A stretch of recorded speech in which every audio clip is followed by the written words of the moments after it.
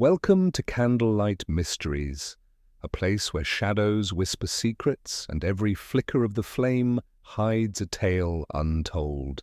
Tonight, beneath the glow of a single candle, we will journey into a story filled with suspense, secrets, and timeless intrigue. Before we begin, I'd love to know a little about you. Where are you listening from, and what drew you to the world of mysteries? Share your thoughts in the comments below, and let's build a circle of mystery lovers together. If you enjoy tonight's tale, don't forget to subscribe and join our growing Candlelight Mysteries family. Here, every flame carries a story waiting just for you. Now let us step quietly into the darkness and begin. Chapter 1. Tea at the vicarage. It was one of those mild afternoons in St. Mary Mead when the air itself seemed to smell faintly of sponge cake and rose bushes. The vicarage windows stood open to let in the scent of the garden, and the gentle hum of bees mingled with the clink of china. Mrs. Linton, a woman of energetic good intentions and very little restraint when it came to gossip, had invited a small circle for tea, a quiet little gathering, she had said, though nothing in Mrs. Linton's house was ever truly quiet. Miss Marple sat near the hearth, her knitting needles moving with the calm precision of someone who had seen most of life's dramas unfold and could recognize the start of another from the subtlest flicker of an eyelash. Her eyes, mild and blue, were fixed on the tea tray, as Beatrice Linton, the vicar's young wife, busied herself with the silver pot. Beatrice's hands trembled ever so slightly as she poured, a tremor that made the cup clink against its saucer like a nervous heart. Dr. Hale, seated opposite, watched her with a concern that was perhaps more tender than professional. His voice, when he offered to help, was soft and lingering. "My dear Mrs. Linton," he said kindly, "you really shouldn't strain yourself." "Let me—" "Oh, not at all, Doctor," Beatrice replied too quickly, her smile stretched a touch too wide. "I'm perfectly fine." Miss Marple's needles paused for just a moment before resuming their quiet rhythm. That single word, perfectly, was so rarely true when spoken by a trembling woman. From the corner, Mrs. Price, the postmistress, leaned forward eagerly. "Did you hear, Mrs. Linton, that the new baker's wife claims her husband's taking custom from all the way over in Much Benham now?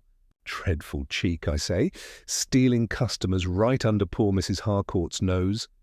Beatrice gave a little laugh, though her voice had the brittle edge of fine glass. "Oh, village talk, Mrs. Price. It blows over as fast as it begins." But Miss Marple knew that gossip rarely blew over. It settled quietly, like dust, only to be stirred up again when least expected. A sudden, sharp sound interrupted the gentle chatter.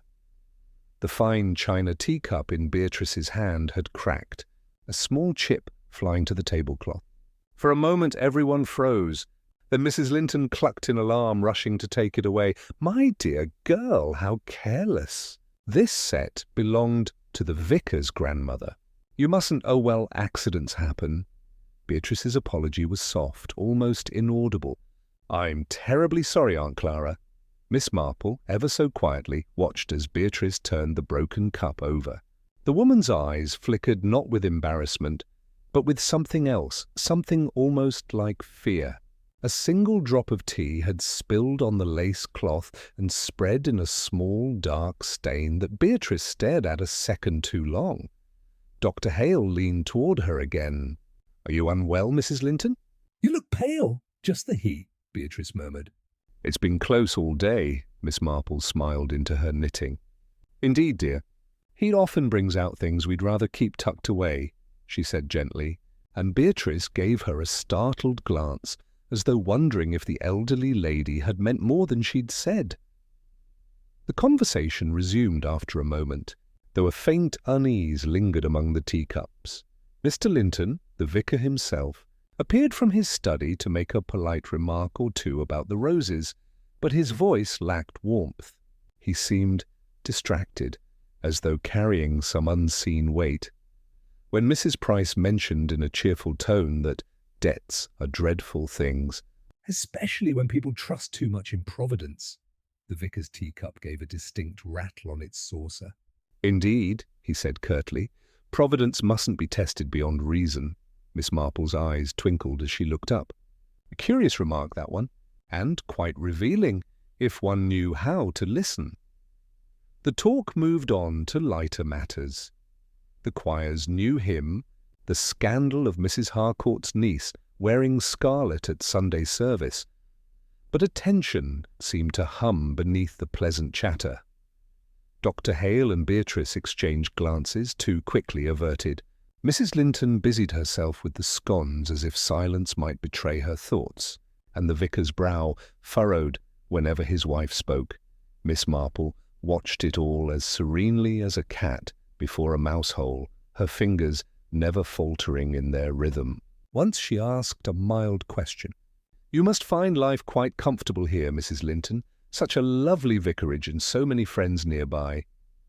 "Oh, yes," Beatrice replied, smiling again, though her eyes darted briefly toward her husband. "I couldn't wish for better." Mrs. Linton laughed lightly.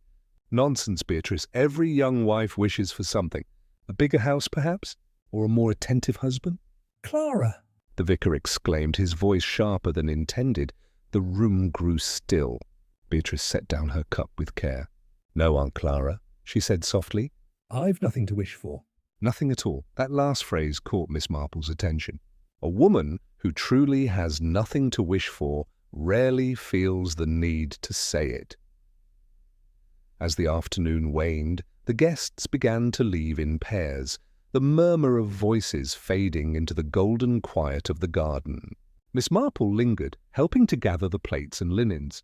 It was then, as Mrs. Linton fussed with the tea tray, that she overheard a faint exchange through the half-open door to the hall. "You mustn't speak of it again, Beatrice," the vicar said in a low, urgent tone. "Do you understand?" "It would ruin everything." Beatrice's reply was equally hushed. "But the will, John, it's not right." "Hush." Miss Marple's hands paused on a plate. "A will, was it?" Curious thing to whisper about over tea. When she rejoined the others, her expression was as mild and pleasant as ever. Dr. Hale had already taken his leave, offering Beatrice a concerned look that did not go unnoticed. Mrs. Linton was closing the windows against the cooling evening, humming a hymn. As Miss Marple took her parasol and made her way down the garden path, the church bell tolled 6 times in the soft air. She paused, looking back once at the vicarage window where the lace curtains fluttered like pale ghosts. Inside, the figures of Beatrice and her husband passed briefly across the light, moving apart instead of together. Such things told stories, Miss Marple thought.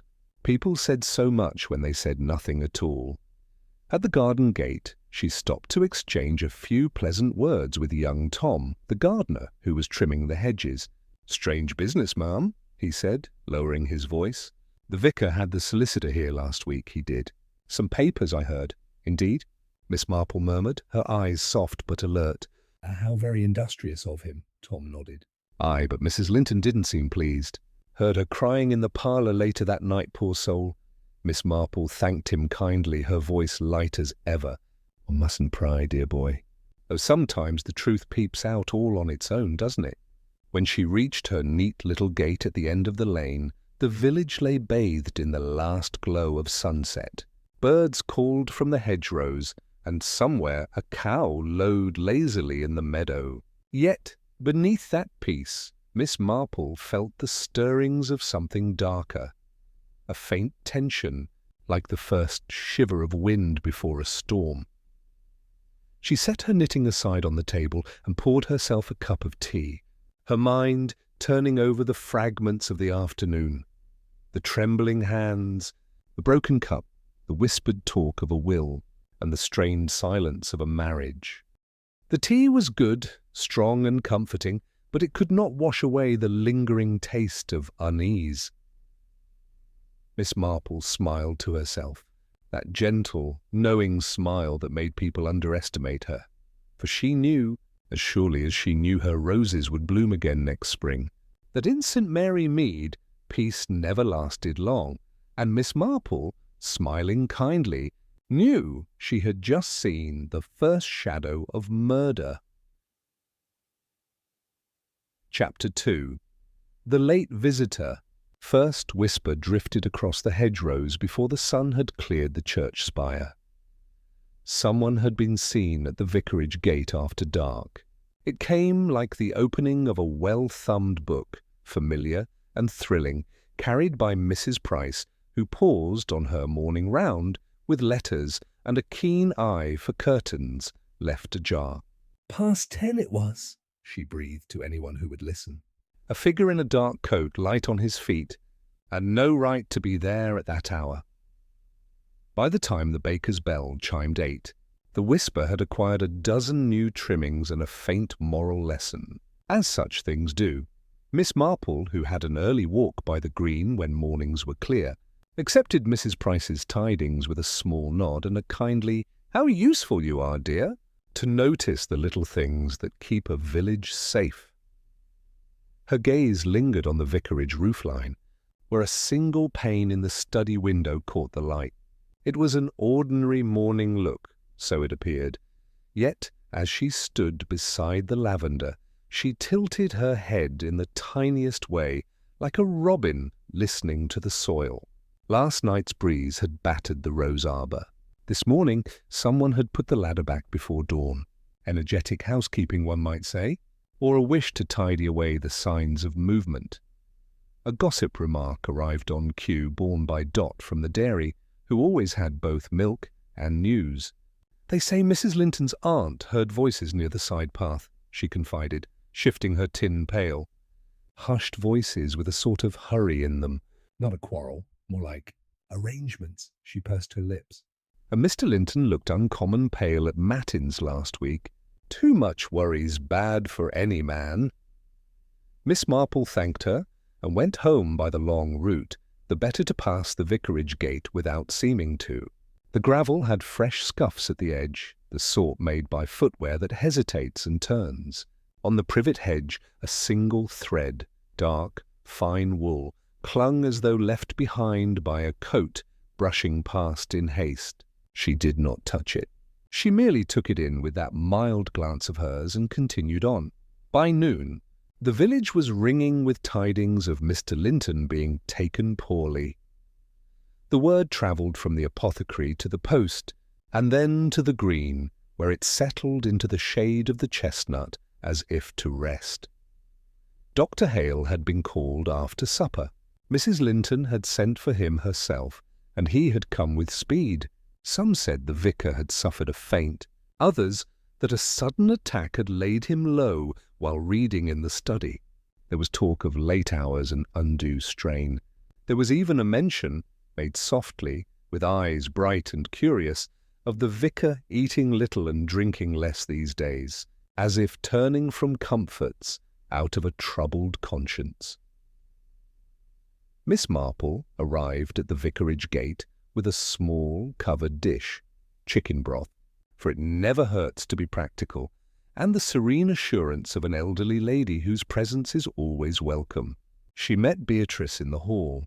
The young woman's face was pale with a kind of strained brightness, and her voice, when she greeted Miss Marple, was all good manners and thin control, like a ribbon pulled too tight. "How kind of you," Beatrice said.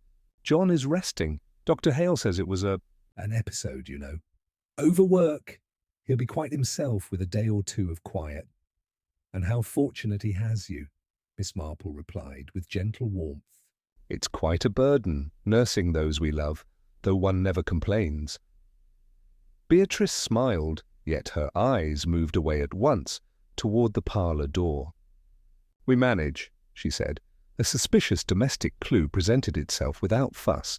On the hall table, a tray with a used cup and saucer stood among the morning letters.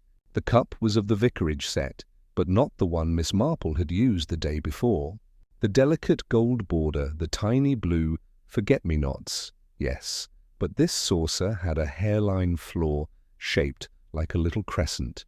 Miss Marple remembered quite clearly that the flawed saucer had been in the cabinet, unpaired, when she had helped with the washing up. Now it had acquired a mate, and the pot beside it was the plain brown service one, not the vicarage's pretty gilt-edged teapot. Plates and pots, like people, have a way of showing where they have been if one looks kindly and long enough. "May I place this in the kitchen, my dear?" she asked, lifting the covered dish. Beatrice hesitated a small moment, then nodded. "Yes, thank you." "Ellen will heat it when he wakes." In the kitchen, Ellen the maid looked harried, though her hands were brisk. She darted a quick glance at Miss Marple, the sort of look a girl gives a person who sees more than most. "We had a late caller last night," she blurted softly, as if the words would burn if kept in. Slipped through the side gate. "I saw a shadow from the scullery. Mrs. Linton said it was the doctor, but he came to the door, proper-like, at 8:30. Miss Marple listened with the patience of a person for whom time is an old friend. "A shadow can be anyone, Ellen, and shadows, sometimes step quite neatly." Ellen swallowed. "The side door latch was off this morning. I always put it right." "Very careful of you," Miss Marple said, and laid a hand, light as thistledown, on the girl's arm. "Do keep careful. It's a gift not everyone possesses." A sound came from the stairs, a man's footfall, halted too quickly. Dr. Hale entered the kitchen doorway a moment later, coat unbuttoned, hair touched by the dampness of a hasty morning. He smiled at Miss Marple, but the smile was not a settled one. "Ah, Miss Marple, your goodness itself." "Our patient is more comfortable. He needs rest above all." "How reassuring," Miss Marple said. "Rest is very often the answer when the cause is "Not chemical in nature." Dr. Hale's gaze flickered, an eyelid half lowered and raised again so swiftly one might have missed it while reaching for a spoon. "Indeed," he said evenly. "The vicar's heart is delicate. There is no cause for alarm."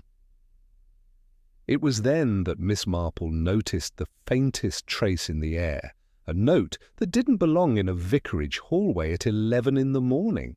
Not the Polish Mrs. Linton favoured, not soap, not flowers from the sideboard. A trace like an almond left too long in a warm room. It was almost nothing, a ghost of scent. It passed quickly, as fleeting as a doubt. She said nothing. She watched Beatrice return to the hall, her laugh a shade too bright, as she answered the postmistress's inquiry at the door. Another gossip remark drifted in with the draught. Mrs. Price, looking very helpful, made an inquiry about the visitor and added, "Of course, if one must have business after hours, one might choose the front door. The back is for washing day." She smiled all sweetness. "Still, I expect it was only a confusion." Beatrice's tone shifted by a hair. "Yes, a confusion," she repeated, as if repeating were believing. Miss Marple, moving back to the parlour, let her gaze travel over small things. The vicar's study door stood ajar. From her seat, one could see his desk, meticulous, except for a blot on the calendar where yesterday's date had been crossed through and written over, then crossed again. Not the tidy habit of Mr. Linton. Beside the desk stood the vicar's favourite armchair, a plaid rug folded over its back. On the small table by the chair, another cup and saucer, this one quite clean and dry, as though carefully put back after a rinse. The crease in the rug suggested a hand that smoothed more to soothe itself than to set a room in order. Miss Marple's quiet deduction rose like steam off her thoughts and evaporated before it could be seen. If a man is taken poorly after supper, why is the cup by his evening chair dry by morning, and why is a different pot upon the tray in the hall? One can change a pot for many reasons, but it is a curious house that changes its favourite set overnight without breakage or guests. Beatrice led Miss Marple to the doorway of the bedchamber. "He's sleeping," she said, on a whisper too brisk. "Please don't. He needs quiet." "Of course," Miss Marple said gently, and laid the broth near the hearth. From the doorway she observed the vicar's face, paler than usual, the lines about the mouth deeper, as if carved there by worry rather than age. His hand lay on the coverlet in an unguarded way, palm upward, as those who yield to weakness sometimes do. She noticed a faint mark on the inside of the wrist, almost like a shadow left by a watch taken off in haste. It would mean nothing to anyone. Perhaps it meant nothing now. Dr. Hale came to stand beside Beatrice. "You have done very well," he told her, and his tone softened in a manner more intimate than is strictly needed for a professional commendation.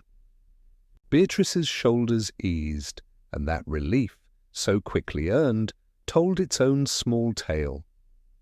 Another clue, domestic and dull as dishwater.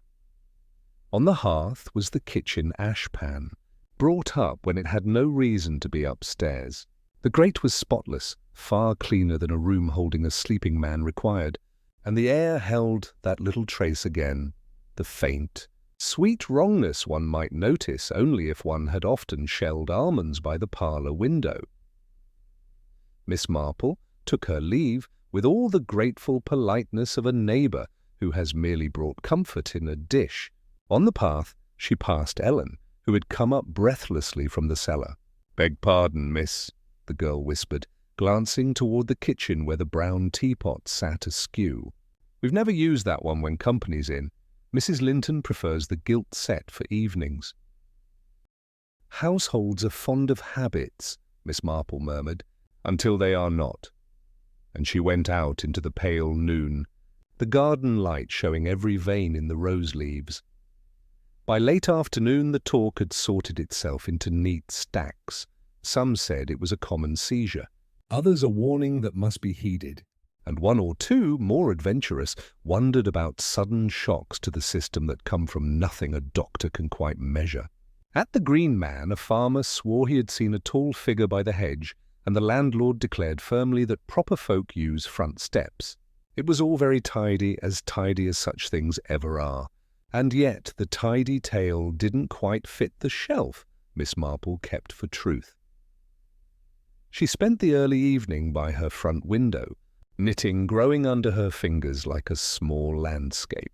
Now and then she looked up, listening to the village breathe. Bats flickered at the eaves. Carts rattled home. A child laughed and was hushed. From the vicarage lane came the tread of a man walking quickly and stopping suddenly, as if reconsidering something already done. She could not see the figure. She felt the decision in the silence that followed. At a very respectable hour there was a knock at her door. Dr. Hale, composed yet not quite easy, stood on the step. "I thought I should inform you," he said, with that careful courtesy he wore like a well-cut coat, "that Mr. Linton's episode is best described as heart failure of a temporary kind. He will need quiet and no distressing subjects." "How sensible," Miss Marple said, her eyes mild, her voice warm. "And such relief for his dear wife, who bears her burdens lightly, but not, I think, easily." Dr. Hale's hand, holding his hat, tightened, only a fraction. "Yes, quite." Miss Marple watched the knuckles ease. "You must have had a long night, Doctor. Such sudden illnesses do keep one guessing." "For a time," he agreed. The pause that followed was the length of a held breath. "Good evening, Miss Marple." She bid him good evening and closed the door softly. In the quiet, she stood very still, letting all the day's fragments settle into their places, like tea leaves, revealing a pattern on the bottom of a cup. The side gate unlatched, the wrong teapot on the right tray, the dry cup by the evening chair, the faint, sweet trace in a room that should have smelled of wool and prayer books, and a doctor whose diagnosis had come out too neatly arranged on his tongue, like plates set out before guests arrive. She sat down and poured herself a small cup. The steam rose, delicate, friendly. She lifted it to her lips, and though she smiled, her eyes were far away. In a quiet passage where a maid had seen a shadow and a young wife had spoken too quickly, and Miss Marple, smiling kindly, wondered if hearts alone had failed that night. Chapter 3. The Gossip at the Green Man. The Green Man was rarely quiet on a Wednesday afternoon. Farmers came for their half-pint, tradesmen paused on their way home, and the landlord, Mr. Prowse, found his hands full long before sunset. The air inside was thick with smoke, warmth, and the unmistakable hum of gossip, an undercurrent that flowed faster than the ale. At a small corner table near the window, Miss Marple sat with her knitting bag beside her and a modest glass of lemonade before her. She had chosen that seat quite deliberately. From there, she could see both the door and the bar, and the angle of her chair allowed her to appear politely absorbed in her stitches while hearing nearly everything worth knowing in St. Mary Mead. A sudden remark caught her attention. "Stranger in the village there was," said old Mr. Toombs, his voice rich with the satisfaction of news. "Tall fellow, dark coat, not from round here. Asked me the way to the vicarage 2 nights ago. Said he had business with the Reverend." He leaned forward on his elbows. "Only thing is, he came after dusk, and he didn't look the sort that attends to parish matters." Miss Marple's needles paused ever so slightly in their rhythm, a single moment of stillness like a bird cocking its head at an unfamiliar sound. Then they resumed, steady and soft. "Maybe a tradesman," suggested Mr. Ellis, the dairyman, "or one of them travelling collectors. Always turning up when least wanted," Toombs snorted. Collector, was he? Had no bag, no papers. And he didn't wait to be invited in neither. "Took the side path, bold as brass." Mr. Prowse set down 2 tankards with a firm hand. Now, you gents, best not to make mountains of moles. Folks have all sorts of errands these days." "That they do," Miss Marple murmured pleasantly, without looking up. "And some errands grow quite heavy if carried in the dark." The men laughed, not quite sure what she meant, and turned the talk to the harvest. But Miss Marple's eyes, blue and bright beneath her simple hat, held a quiet knowing. She had often observed that people who mean well talk too much in daylight and too little after sunset. A few minutes later, Mrs. Price, the postmistress, swept in with her usual briskness, shaking rain from her shawl. "Evening, Miss Marple. Still at your knitting?" You'll have the whole parish in scarves by Christmas, Miss Marple smiled. "It gives one's hands something to do while the ears keep busy." Mrs. Price chuckled and lowered her voice as she took the chair beside her. "Speaking of ears, you'll want to know this. Mrs. Linton's been getting letters, personal ones, marked so plain on the envelopes that anyone can see. Personal, in thick blue ink. Not the vicar's hand either." I handle the post after all.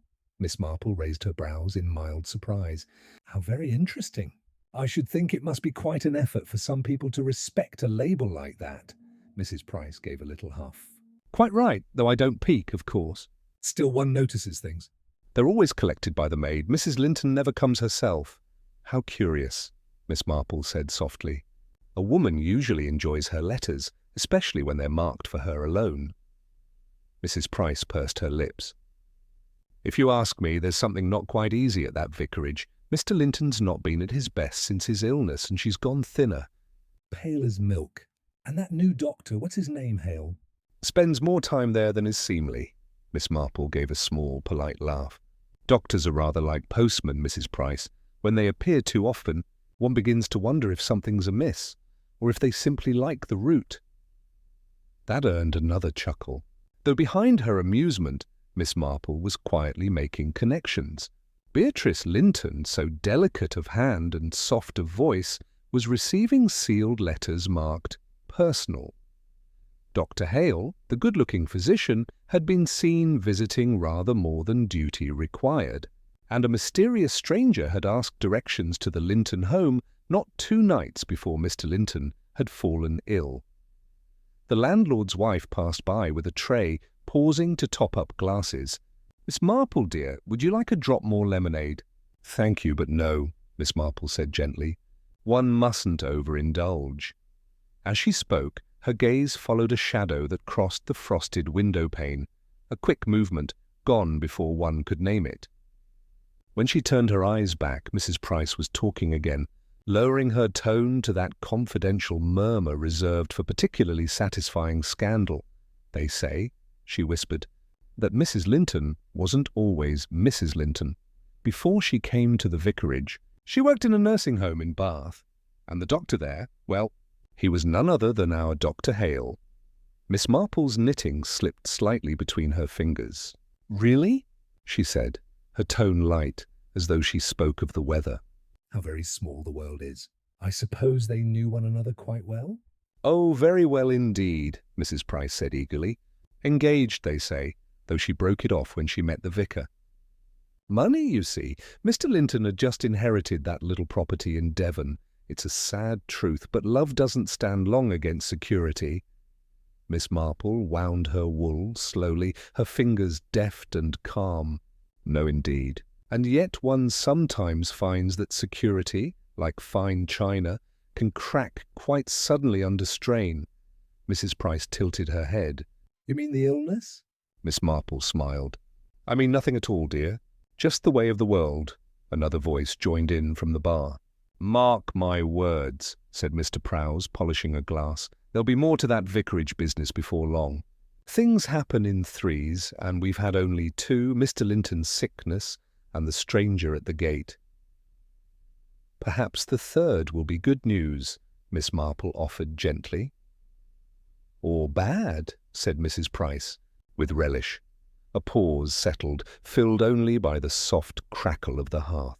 Outside, the rain began again, tapping against the window panes like impatient fingers. Miss Marple resumed her knitting, though her mind was far from her pattern. The rhythm of the needles helped her think. Love once spurned, a husband taken ill. Letters arriving in secret. A doctor who seemed too gentle for comfort. She remembered Beatrice's trembling hands at tea, and Dr. Hale's quick concern, and the odd, fearful glance that had passed between them. Such looks, Miss Marple knew, were never meant for others to see. But then, most people forgot how much one could observe while counting stitches. Her quiet deduction came like a thread drawn through cloth.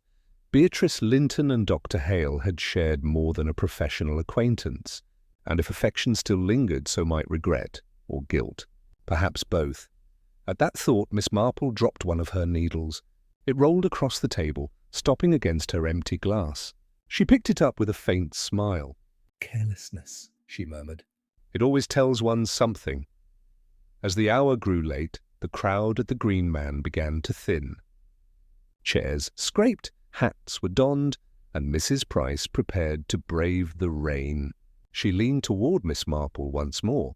"You'll see, it'll all come out soon." It always does. And between you and me, dear, if there was ever a woman who'd marry for money and repent it after, it's poor Beatrice Linton. Miss Marple gathered her knitting and slipped the yarn into her bag. "Poor Beatrice," she repeated softly. "Yes, I dare say she has reason to repent. We all do now and then." She rose, smoothing her shawl, and left the inn. The rain had slowed to a fine mist that softened every sound. The vicarage windows glowed faintly at the far end of the lane. A light still burned in the study. From her place beneath the elm, Miss Marple watched it flicker, then quite suddenly go dark. Her steps were light as she made her way home, but her thoughts were heavy, woven of threads that tangled and gleamed in the mind's quiet corners. Affairs of the heart, she reflected, were never tidy things. And when money joined the weave, the pattern often turned darker still. Inside her cottage, she set down her knitting bag and poured herself a cup of tea, letting the warmth curl around her fingers. Outside, thunder rolled somewhere beyond the downs. Soft and far away, Miss Marple smiled faintly, her eyes on the window where droplets traced slow, uncertain paths down the glass, and Miss Marple, winding her wool, thought that the threads of love and money are rarely untangled cleanly. Chapter 4. The teacup returns. There was a chill to the morning that made even the robins hop closer to the hedges. In St. Mary Mead, such weather meant people lingered longer over their porridge and their thoughts. Miss Marple, however, was already out and about, wrapped in her pale blue shawl, walking toward the vicarage with a small basket of scones and a mind quietly busy with unfinished puzzles. Mrs. Linton had sent a note the previous day, polite, grateful, and a little too formal, to thank Miss Marple for her kindness and to invite her for tea whenever convenient. It was precisely the sort of invitation one extended when one wished to appear untroubled. Miss Marple smiled at that, knowing well that no one ever wrote, whenever convenient, unless something was very much inconvenient indeed. When she arrived, Ellen the maid opened the door. The girl looked pale, her eyes darting down the hallway before settling on Miss Marple. "Miss Linton's in the drawing-room, ma'am." "You're expected," Miss Marple nodded kindly. "How thoughtful. And how is your master today?" Ellen hesitated, fingers twisting in her apron. "He rests mostly. Doesn't say much. Doctor's due again this evening." "Ah," Miss Marple murmured. "Doctors and husbands, neither of them are good at resting quietly." "I find the drawing-room was warm, almost too warm." And the heavy scent of roses filled the air. Mrs. Linton sat by the hearth in a pale grey gown, her hands clasped on her lap. On the small table beside her stood a delicate china cup and saucer. Miss Marple's eyes, sharp beneath her gentle smile, saw it at once. The very cup that had been chipped at the vicarage tea. She would have known that small imperfection anywhere. A tiny crack running through one blue flower, repaired neatly with a smear of glue. "How lovely to see you." "My dear," Beatrice said, rising too quickly. Her voice bright with practised ease. "I do hope you'll forgive the disorder. I've been trying to keep busy." "Quite understandable," Miss Marple said warmly, setting down her basket. "Idleness, I've found, is the very worst company when one's mind has too much to dwell upon." Beatrice gave a soft laugh, but her eyes flicked toward the hallway before returning to her guest. "Would you care for tea?" "I've just made a fresh pot." "That would be delightful," Miss Marple replied. "If you don't mind my watching you at work, there's something very comforting about a well-laid tray." Beatrice's hands trembled faintly as she poured. The teapot was the fine, gilt-edged one again, the same Miss Marple had seen at the first gathering. The smell of tea was strong, too strong perhaps, as though brewed to mask another scent. A suspicious domestic clue revealed itself in that small moment. A faint white residue at the rim of the sugar bowl. "Not quite dust, not quite sugar." Miss Marple made no remark, only observed the way Beatrice's hand hesitated before offering it to her. "2 lumps, Miss Marple?" "Just one, dear. Age has taught me moderation." They drank in silence for a few moments.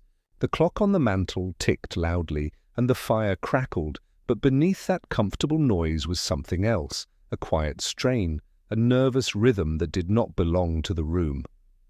At last, Beatrice spoke. "It's been a dreadful few days. John, Mr. Linton, he hardly eats, hardly speaks.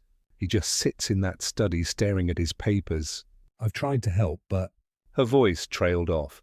"But sometimes," Miss Marple said gently, "help can feel like intrusion." "Especially when the burden one carries is not meant to be shared." Beatrice looked up sharply, then forced a smile. "You do understand everything, don't you, Miss Marple?" "Oh, no, my dear. I simply listen.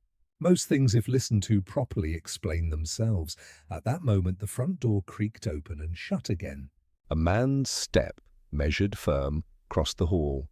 Dr. Hale appeared in the doorway, his expression polite but strained. "Ah, Miss Marple, a pleasure." "Paying a call, I see." "Indeed, Doctor." "One mustn't neglect the social duties that keep our little village alive." He inclined his head, though his eyes went at once to Beatrice. "You should rest," he said softly. "You've been overexerting yourself." "I'm quite well," Beatrice replied, though her voice trembled on the second word. Miss Marple's needles, she had quietly taken them from her bag, clicked faintly as she watched the exchange. There was a note in Dr. Hale's tone that did not belong to mere friendship, nor to medicine. The look that passed between them was the same she'd seen before, the look of people bound together by something they could neither speak nor forget. After a few polite exchanges, the doctor took his leave, and Beatrice's composure slipped like a dropped veil. She sank into her chair, pressing a hand to her forehead. "He's been so kind," she murmured. "Too kind, perhaps. Sometimes kindness feels dangerous, don't you think?" Miss Marple looked over her knitting. "Kindness, like medicine, depends on the dose, my dear." The faintest smile touched Beatrice's lips before vanishing again. Later, as Miss Marple rose to go, she passed through the small side corridor leading toward the kitchen. On a whim, or perhaps on instinct, she paused at the open doorway. There, on the sideboard among the washing up, stood another cup. It was identical to the one Beatrice had been using, except for one difference. A thin, chalky ring clung to its inside as if something had been mixed with the tea and not quite washed away. Ellen the maid appeared suddenly behind her, startled to see her there. "Oh, I beg your pardon, Miss Marple." "I was just about to— No harm done," Miss Marple said kindly. "You keep a very tidy kitchen, Ellen, though I suppose it's hard work these days." Ellen hesitated. "It is, ma'am. Mrs. Linton. She's been particular lately.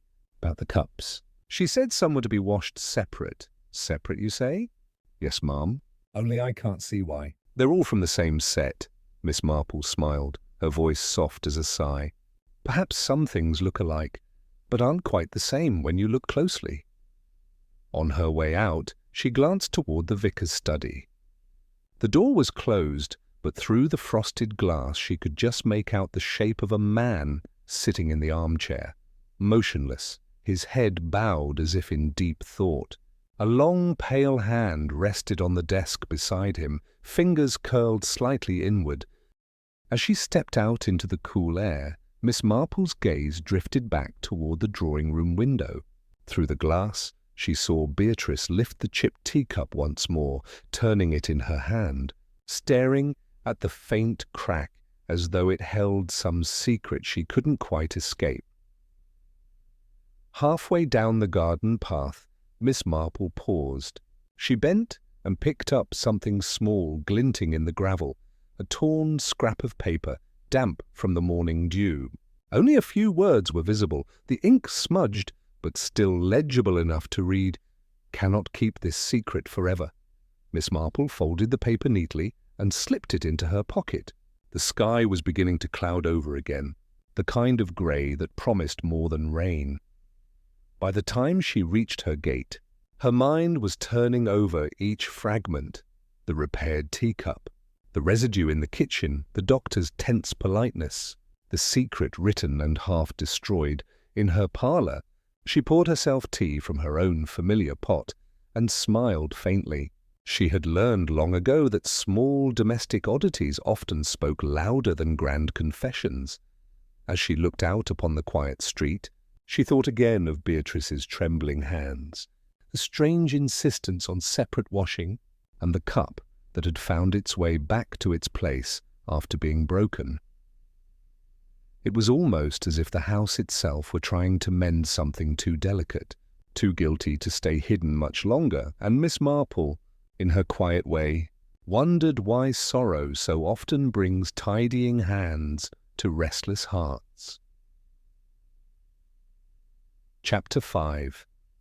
The reading of the will, the village bell tolled at noon with a softness that made people lower their voices in the lanes, and by 1:30, Mrs. Price had already found 3 listeners to whisper to that there would be a formal reading at the vicarage before tea time. 4 o'clock, mind you, she said, her voice dropping as if the words themselves were edged in black. Mr. Penrith from the solicitors in Much Benham. That tells its own tale, doesn't it?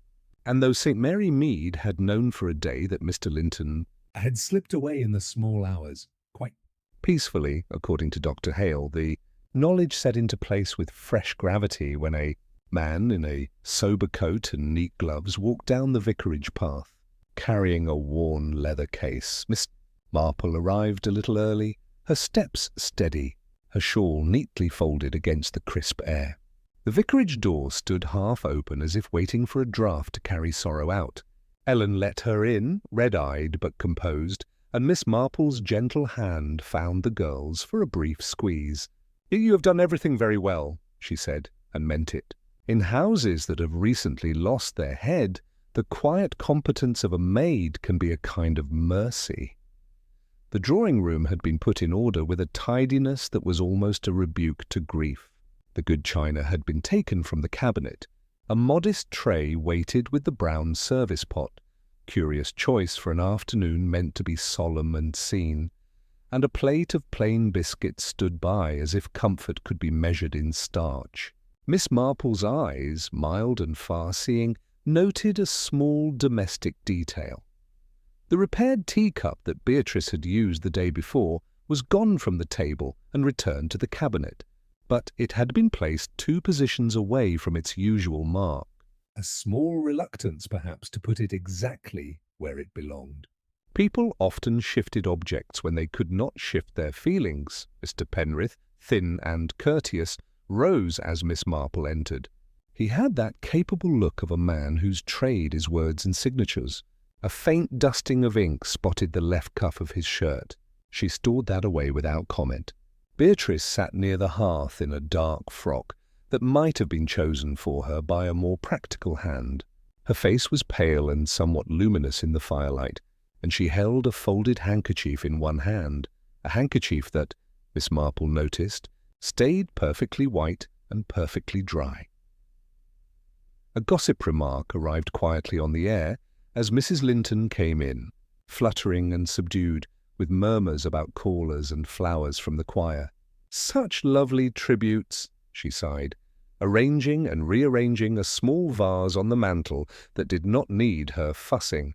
"And so many have asked who will be the beneficiary, though of course one should not ask." She glanced at Beatrice with a mixture of pity and apprehension, the way some women glance at a bride the morning after and wonder if she is happy. The room filled in a respectful way, the churchwarden with his hat in hand, Mrs. Price, who had found a respectable reason to be present with a small packet of condolence notes, and Dr. Hale, arriving with a physician's rightful claim and a face set in sober lines. If his eyes rested for a moment too long on Beatrice, one could forgive it under the mantle of compassion. One could forgive many things under that mantle, Miss Marple thought, which is why it is worn so often. Mr. Penrith drew out papers with the mild authority of his office and began to read. His voice was not showy. It was the kind of voice that smooths the way for facts. Names and bequests, small and ordinary, passed like stones counted into a bowl. Miss Marple's attention did not wander, yet it was not to the names she listened with the sharpest interest. It was to the way Beatrice sat very straight, as if her bones had been told to hold her steady, to the way Mrs. Linton's breath stuttered and then steadied with each clause, and to the churchwarden's solemn nods at phrases like right and proper. Then came the surprise. The estate, modest but comfortable, the cottage in Devon notable among it, was not left to Beatrice.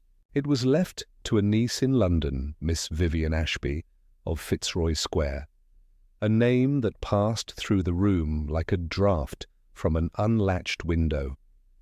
There was a small silence, the kind that coughs cannot fill. Beatrice swayed, and for a brief instant Miss Marple thought the feint had been honestly earned. But Beatrice's hand went to her brow a fraction too slowly, and the handkerchief, brought to the eyes with theatrical exactness, remained afterwards unspotted. Miss Marple's needles, she had taken them out to dignify her lap, clicked once, softly, and were still. Mrs. Price could not help herself. She leaned, breath sweet with peppermints and news. "A niece," she whispered behind her glove. "In London, no less. I shouldn't have thought it." Mrs. Linton made a small, grateful noise, the sound a person makes when a weight she has not named is suddenly shifted elsewhere.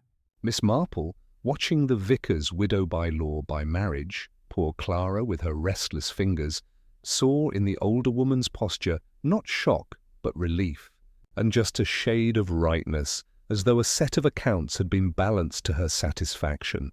The tone of the room altered subtly then, like a congregation changing keys between verses. Compassion made room for curiosity. Curiosity reached for judgment and laid it back down as not quite appropriate today. Mr. Penrith, smoothing a page, added with legal placidity that the will had been altered recently, 3 weeks ago last Tuesday, he said, and noted for the record that the codicil had been signed in the vicarage study with witnesses from the solicitor's office. His eyes travelled to the faces before him as one might look across hedgerows for weather. The late Mr. Linton was quite clear in his wishes. The phrase 3 weeks ago landed on Miss Marple's memory and found waiting there the blot she had seen on the vicar's calendar, where a date had been crossed through and written over and crossed again. Her mind, orderly as a workbasket, placed the items together with a pin, a change, a hesitation, a final decision. A gentleman who, when left alone with his conscience, could not quite keep his pen straight. A suspicious domestic clue offered itself with perfect unobtrusiveness. While the murmurs moved gently around the room, Miss Marple's gaze fell to the side table where the solicitor had set his case. Among the papers sat a thin envelope lined with blue, the kind a stationer recommends for delicate correspondences. Across its flap was a faint smudge of wax, as if someone had sealed a letter and opened it again in second thoughts, pulling the wax with a nail and smoothing it after. She did not need to read any address to know which hand had worried that seal. There is a manner in certain sorts of dread. Dr. Hale cleared his throat softly. "It is remarkable," he began carefully, "that Mr. Linton attended to business at such a time. He was not in the best of health." "On the contrary," Mr. Penrith replied with mild firmness, "he was in suitable command of his faculties. His wishes were expressed without ambiguity." Beatrice's head dropped, whether from hurt or relief one could not immediately tell. When she looked up, her voice came out smaller, but steadier than before. "Vivian Ashby," she repeated, as if trying the name on her tongue for the first time. "I have never met her." "No more have I," Mrs. Linton said, and then stopped, for in that moment the words threatened to lead somewhere unseemly. She fetched a breath and added in a more pious tone, "Blood will out, I suppose?" A subtle change in Miss Marple's patient face might have been seen by a watchful eye. Blood will out, indeed, was the sort of remark the truly charitable seldom use. It has a way of calling its own company. The business concluded with signatures and precise nods. People rose as if released from a long service. Condolences were repeated in gentler voices, and chairs made their small, scraped sentences on the floor. Mrs. Price, finding herself beside Miss Marple, leaned once more to breathe a confidence. "Between us, dear, I always thought Beatrice more suited to city life." All that attention to small things, teacups and trays, hardly the calling of a vicar's wife. "Small things," Miss Marple said kindly, "are the true measure of a life, I've found." "They tell one what the large things mean." She looked toward the hearth, where the fire had sunk to a well-behaved glow. Beatrice stood very still, hands closed at her sides, gazing not at the papers, but at the place where the repaired teacup would be if she had chosen it for today. When Dr. Hale approached her with words meant to console, a shift occurred that anyone could have mistaken for comfort. Yet in the fraction of a second before their voices blended with the room, Miss Marple heard a note travel between them, something like a warning wrapped in sympathy. The doctor's tone lowered. Beatrice's chin lifted almost imperceptibly. It was the kind of exchange one hears between people who remember promises they cannot fully keep. When the last guests drifted out, Miss Marple asked Beatrice in her gentlest way if she wished for company. "I can sit very quietly," she offered, "and knit something thoughtless." Beatrice gave a smile that might in brighter times have been lovely. "Thank you, but I think I should like to be alone for a little while." "There are letters to write?" "Yes," Miss Marple said. "There often are." She paused in the hall to return a stray glove to Mrs. Linton, and there the churchwarden, unburdened by the presence of solicitors, confided what he called a curious thing. "It's odd, Miss Marple," he murmured, "but in all my days I never heard Mr. Linton speak of a niece. One would think a man of his sermonizing would have mentioned a bit of family from time to time." "How very odd," Miss Marple agreed, and tucked the remark in with the others like another calm stitch in a pattern that was beginning to show. Outside, the light had thinned to that pale hour when curtains think of drawing themselves. Miss Marple walked home the long way, her steps deliberate, her thoughts moving between the village green and a study with blotting sand shaken over words that would not dry. She saw again the brown pot placed out when the gilt would have been expected, heard again a maid's flustered admission that some cups must be washed separately, and now a will changed 3 weeks before a man, heartsick or otherwise, had gone to his rest. People spoke with their voices, but when they were tired of speaking or had too much to hide, they spoke with their habits instead. At her cottage table, she poured a modest cup of tea and held it for warmth more than taste.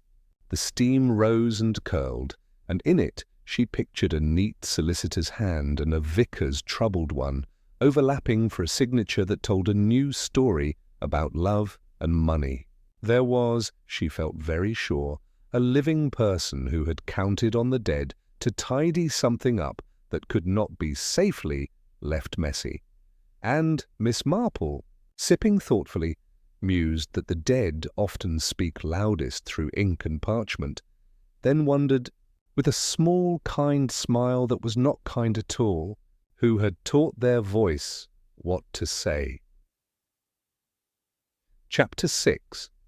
The letter from London morning came to St. Mary Mead, wrapped in a pearly mist that clung to the hedgerows and softened even the sharpest rooftops, the sort of weather, Miss Marple thought, that hid more than it revealed, quite like human nature itself. She sat by her window knitting in her lap when the postman's whistle sounded down the lane. The sound, bright and ordinary, brought with it the faintest tingle of anticipation. For in Miss Marple's experience, letters, like secrets, tended to arrive exactly when the world was pretending to be quiet. By 10:30, she had her tea poured, her shawl neatly adjusted, and a fresh letter opened upon her writing desk. The envelope bore a neat, masculine hand, Inspector Craddock, Scotland Yard. Her old friend never wrote without reason, and she had, only 2 days before, written to him about the curious will of the late Reverend Linton and a certain niece whose existence seemed to begin and end on paper. The letter was brief, but sufficient. The inspector confirmed that no record could be found of a Vivian Ashby residing at Fitzroy Square, or anywhere else for that matter. The address was a fabrication, the name likely a false one. Miss Marple smiled faintly as she set the letter aside. "Ah," she murmured, "so the dead man's words were not his own after all." A gentle knock interrupted her thoughts. It was young Tom the gardener, cap in hand. "Beg pardon, miss, but Ellen from the vicarage sent this over. Said as how you'd want to see it." He held out a small envelope, unsealed, addressed in an unsteady feminine hand. The ink had bled a little at the edges as if written in haste or tears. Inside was a single line, "Please come. There are things I cannot bear alone." It was signed simply Beatrice. Miss Marple took her hat and left without delay. The vicarage looked much as before, trim, respectable, and heavy with quiet. But the air felt different now, as if the house itself were listening. Ellen admitted her with a small curtsy and led her to the morning room, where Beatrice sat at the writing table, her posture neat but her face drawn. "Oh, Miss Marple," she began softly. "I shouldn't trouble you, but there's something—" "Something wrong about all of this?" Miss Marple folded her hands in her lap and said nothing. It was always best, she knew, to let a confession find its own way. Beatrice continued, her voice low and rapid. "John, Mr. Linton, he changed his will because someone urged him to. He wouldn't have done it of his own accord." "I found a note, a scrap." "In his study drawer." She reached into a small envelope and drew out a torn piece of stationery. The writing was faint, but the signature was unmistakably Dr. Hale's. "You must act now," Beatrice read aloud, her hand trembling. "Before it's too late." She looked up, eyes wide with fear and doubt. He said it was about John's health, that the strain of the parish and the debts Were too much, but I don't know what to believe anymore. Suspicious domestic clue glimmered quietly at the edge of Miss Marple's awareness. The torn paper still smelled faintly of liniment, something medical, certainly, but also of something sharper, more acrid beneath. Ink alone could not leave such a scent. She tucked that knowledge away, smiling gently. "I should think, my dear," she said, "that believing too much or too little can both lead one astray. Tell me, has Dr. Hale called this morning?" Beatrice shook her head. "He sent word. He'll come by this evening, after seeing his other patients." Miss Marple nodded. How thoughtful of him. "It's remarkable how kind people can be when they have something to hide." Beatrice blinked, startled. "Hide? Oh, I mean secrets of kindness," Miss Marple said airily. "Like the little gifts one sends anonymously. Quite touching, though sometimes terribly inconvenient when they're discovered." Beatrice gave a shaky laugh, half relief and half confusion. "You always make things sound so simple." "Life is rarely simple, my dear," Miss Marple replied, "but it does leave footprints for those who bother to look." A gossip remark soon arrived in the form of Mrs. Linton, bustling in uninvited with her hat askew and her tongue ready. "My dear Beatrice, you've had another letter, haven't you? The postmistress told Mrs. Price she saw something marked London Confidential. Oh, don't look so shocked." Everyone sees postmarks eventually. Beatrice's composure faltered. "It was only a reply from Mr. Penrith, the solicitor." Mrs. Linton's eyebrows arched. "Oh, then why send it to Miss Marple's address by mistake?" Beatrice's eyes widened. "To Miss Marple's?" Miss Marple intervened with calm grace. Now, Mrs. Linton, surely you must be mistaken." "I've received nothing of the sort." But her mind was already turning. A second letter from London. Someone was still writing from that false address, and whoever it was knew enough to reroute their post to someone who wouldn't question an envelope from the capital. When Mrs. Linton finally left after offering her opinions on every soul within a mile's radius, Miss Marple turned back to Beatrice. "My dear," she said softly, "do you know if your husband ever spoke to Dr. Hale about poisons?" Poisons? Beatrice repeated faintly. No, of course not. He had a garden, did he not? "Certain plants, almond, laurel, foxglove, can be quite dangerous if handled wrongly." Beatrice nodded slowly. "Dr. Hale did mention the laurel bush once. He said it was overgrown and needed cutting back." "Ah," Miss Marple murmured. "Then perhaps he was more of a gardener than one might suppose." Later that afternoon, Miss Marple took a quiet walk into the village and stopped at the chemist's. Mr. Porter, the chemist himself, greeted her warmly, though with a hint of curiosity when she asked about recent purchases. "I've been reading up on plant toxins, you see," she said cheerfully. "I do so like to keep my mind active," Mr. Porter smiled, as one does at the harmless hobbies of old ladies. "Quite right, Miss Marple, though I must say, not much call for such things lately, except, of course, that small purchase of prussic acid last month. Only a tiny bottle for garden pests. Perfectly legal with the right signature." Miss Marple's eyebrows lifted slightly. How very modern of someone. "And whose signature might that have been?" He reached for the ledger, flipping through the pages until he found the entry. Here we are. Ah, yes. "Rather hard to read, I'm afraid. It begins with a B. The rest is smudged." She leaned closer, peering over his shoulder. Curious. "It looks almost as though two hands signed it, the first faint, the second firm. Wouldn't you agree?" Mr. Porter laughed. "I dare say I'm not much judge of handwriting, ma'am." "Few men are," Miss Marple said gently. "They're too accustomed to the obvious." When she returned home, twilight was gathering over the village. She sat at her writing desk once more, comparing the note Beatrice had shown her with the chemist's description. Two hands, indeed, one guiding the other. A forgery, perhaps, but done with care. And then there was the matter of the smell, the faint trace beneath the liniment, the whisper of almonds in a house that had no reason to harbour them. As she lit her lamp, a soft tapping came at the window. Tom the gardener stood outside, holding up his cap. "Beg pardon, Miss Marple." Ellen told me to tell you, the doctor's just gone into the vicarage. Mrs. Linton looked right pale when she saw him. Miss Marple nodded slowly, her expression serene. "Thank you, Tom. You've been most observant. That's a valuable quality, so long as one remembers to keep quiet about it." When he had gone, she poured herself a fresh cup of tea and let the silence stretch. Somewhere, in the dark lane beyond her garden, she imagined the doctor's tread, measured, practiced, and far too careful. She glanced at the inspector's letter once more, then at the forged will, the missing niece, the doctor's signature, and the almond scent that lingered in her memory like the aftertaste of a lie. Her knitting lay waiting in her basket, but tonight she did not take it up. Some patterns, she knew, needed no needles to unravel, and Miss Marple, her eyes bright in the lamplight, thought that murder written in ink was still murder all the same. Chapter 7. The teapot. Test evening settled over St. Mary Mead with a kind of hushed expectancy. The air was still, the last streaks of sunset lying low over the fields like cooling embers. It was a night that seemed to wait for something, some small movement that would break the calm.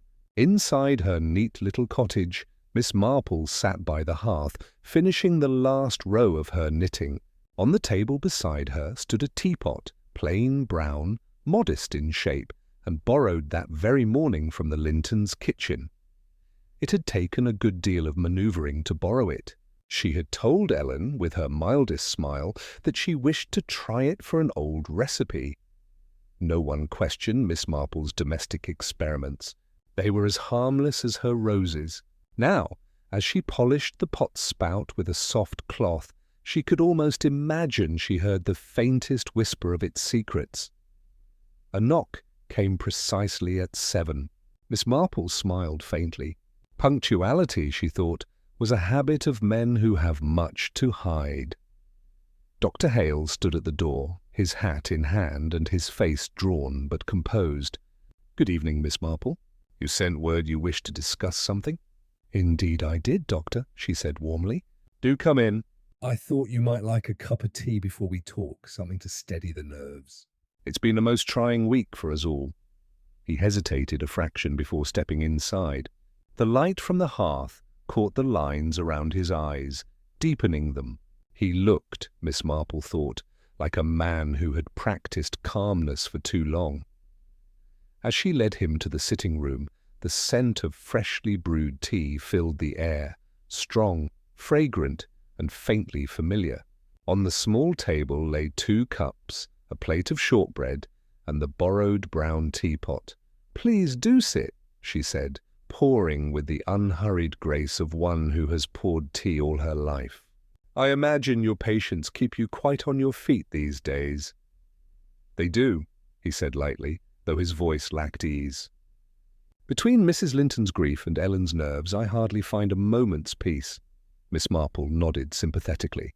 "Yes, death does unsettle the living far more than the dead." "And I understand you were very close to the Lintons." A shadow crossed his face. "As close as duty required," he said quietly. Mr. Linton was a difficult man, though not undeserving of care. "Indeed," Miss Marple said, passing him a cup. "And Mrs. Linton, such a delicate creature. It must comfort her to know she has a friend in you." He gave a small, polite smile. "One does what one can." They drank in silence for a while. Miss Marple watched him over the rim of her cup, noting the smallest details, the way his fingers tapped against the porcelain, the flicker in his eyes when the tea touched his lips, the tightening of his jaw as he swallowed. "You know," she said pleasantly, "it's quite remarkable how often people fail to notice the small things that reveal them." He looked at her, puzzled. "What do you mean?"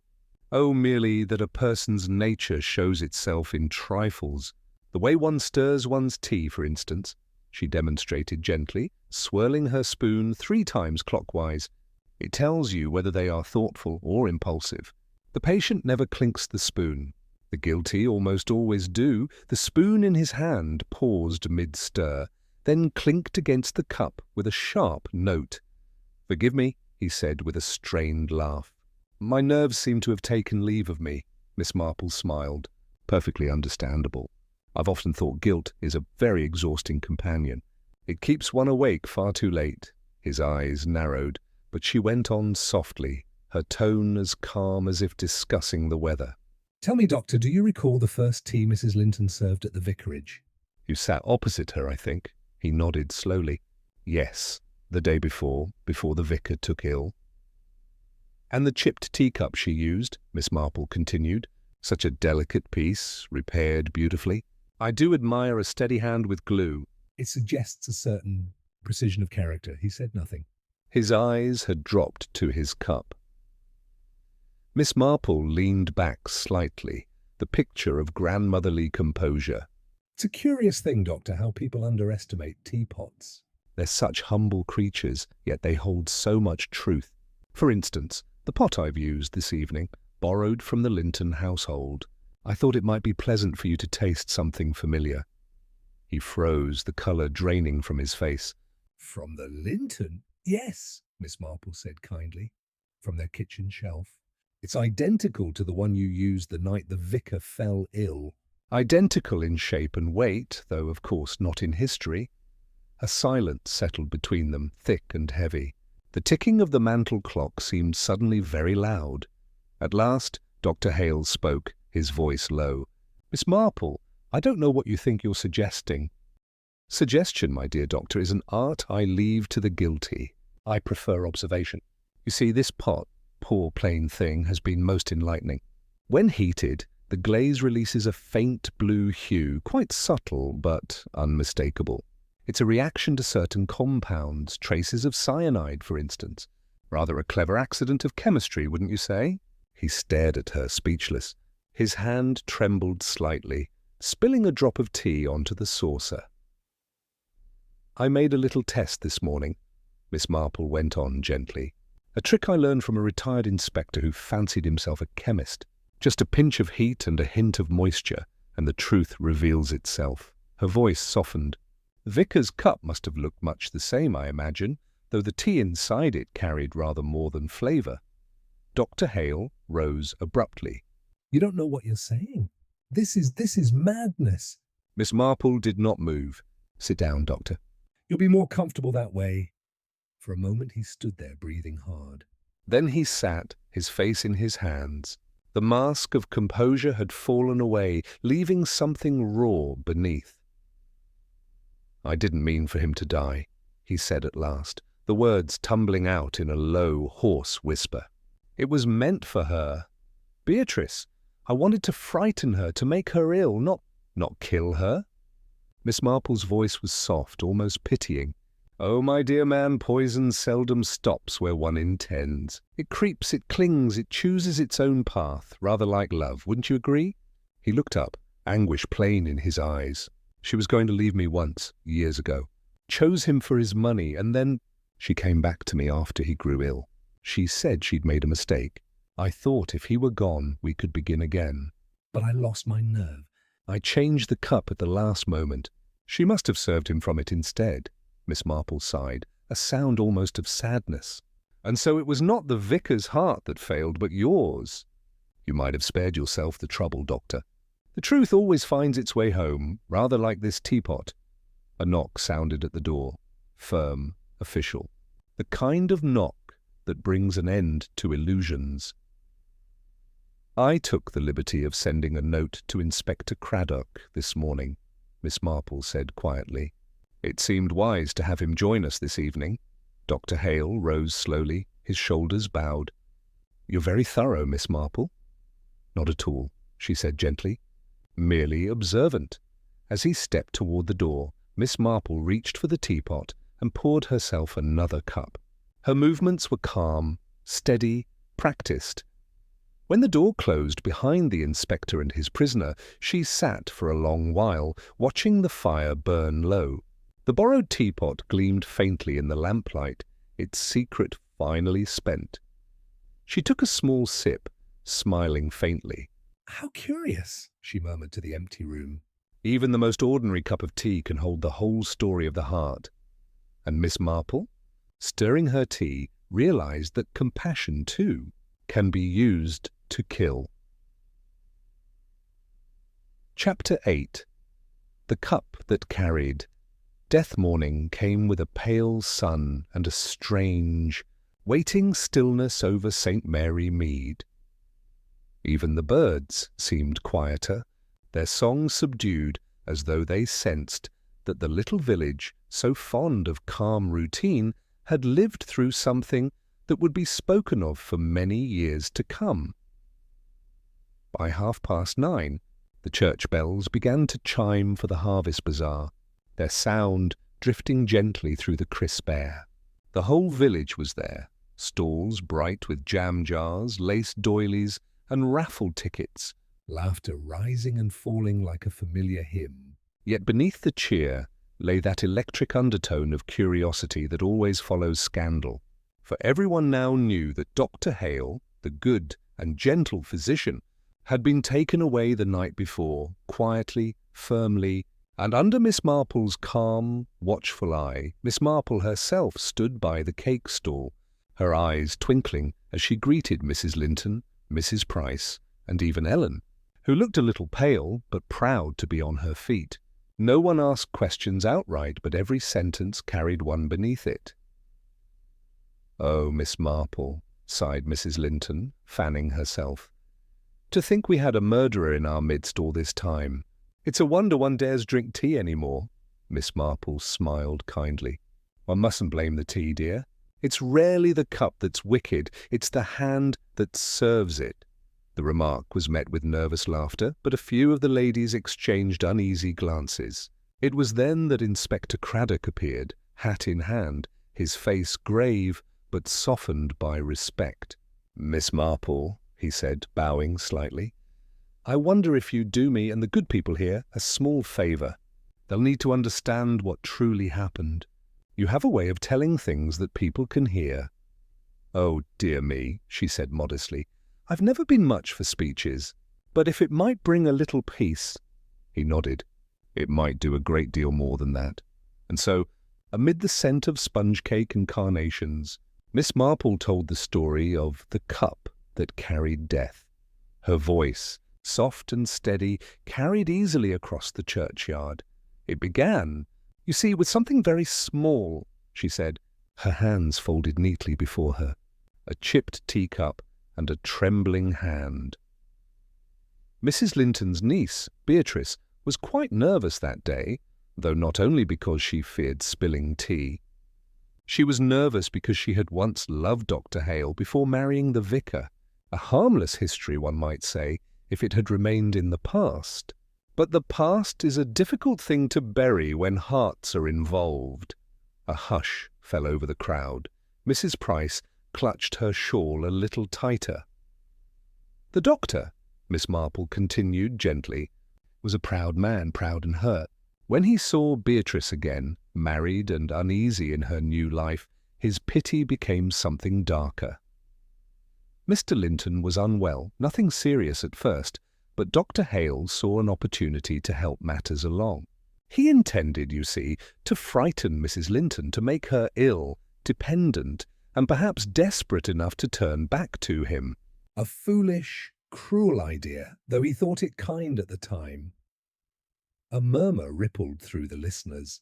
Part horror, part fascination. "But," Miss Marple said softly, "when one toys with poison, one toys with fate." The doctor prepared his little mixture in secret, an old bottle from the chemist, signed with a shaky B for Beatrice. He poured just enough into a cup that was meant for her. But guilt makes hands tremble, and love makes people hesitate. At the last moment, fearing discovery, he changed the cups. She paused, her eyes gentle. It was Mr. Linton who drank from the poisoned cup instead. A collective gasp rose, though most of the listeners had guessed as much. Miss Marple continued quietly, her tone more tender than accusing. Mrs. Linton never knew she believed it was Providence or her husband's weak heart. The doctor helped her through her grief, kind and patient, until the truth began to stir again. A letter mislaid, a scent of almonds, a teapot out of place. Little things, always the little things that tell when something's wrong. Ellen nodded faintly from behind the table, her face pale. Miss Marple smiled at her kindly, as if to say, "You did well, my dear. Last night," she went on, "I invited Dr. Hale to tea. I used that very same teapot, the brown one from the vicarage kitchen. A harmless test, of course, but it told its tale plainly enough. When the heat touched the glaze, it turned the faintest shade of blue, a sign of cyanide residue. Our poor doctor saw it too, and that was the end of pretense," he confessed, quietly regretfully. "He said he never meant for the vicar to die. But," she added with a soft sigh, "sin, like tea, often spills farther than we intend." A long silence followed. Even the children seemed subdued, their laughter muted as they sensed the solemn weight of what had been spoken. Inspector Craddock stepped forward then. "You see, ladies and gentlemen, the vicar's death was no accident, but it wasn't quite cold-blooded either. It was born of love twisted by pride and jealousy. Dr. Hale will answer for his crime, but perhaps he has already begun his punishment in his own heart." There was murmured agreement, some sorrow, and even a few tears. Miss Marple gave a small nod, her eyes distant. "I often think," she said, "that the worst poison in the world isn't in a bottle at all. It's in the thoughts we let steep too long. Envy, resentment, self-pity. Leave them standing, and they turn bitter." Just like tea, Mrs. Linton dabbed her eyes with a handkerchief. "Oh, Miss Marple, how you do put things," the inspector smiled faintly. "And better than any of us, too." The rest of the bazaar went on, a little quieter, but perhaps a little kinder. When all was packed away and the sun dipped low again, Miss Marple lingered a moment by the churchyard gate. The vicar's grave lay beneath the old yew, the grass newly trimmed, the headstone plain and honest. She stood for a while, her expression unreadable. Then she spoke softly, as though to the cool air itself. Poor man. He never knew what his cup carried. Nor, I think, did she. The wind stirred gently through the trees, and she turned to go. Her cottage windows were glowing with the soft gold of evening, promising warmth and quiet after the day's solemn talk. Inside, she set the borrowed teapot on her kitchen table. It looked harmless now, just another vessel among many. She traced a finger over its smooth brown glaze. "Strange," she murmured. "How many hands it passed through, how many hearts." Then, with a small smile, she placed it in her cupboard, far back among the plain crockery, where it could trouble no one again. She poured herself a fresh cup of tea from her own familiar pot, her trusted blue china, steady and honest. The steam curled gently toward her face as she looked out at the fading light, and Miss Marple, as the autumn wind rustled through the churchyard trees, folded her hands and whispered, "It is a mercy, after all. That truth always rises like steam from a freshly poured cup of tea." As dusk settled over St. Mary Mead, the village returned to its calm rhythm. The gossip softened, the church bells sighed, and the air smelled once more of roses and wood smoke. In her quiet parlour, Miss Marple sat by the window, the last of her tea cooling beside her.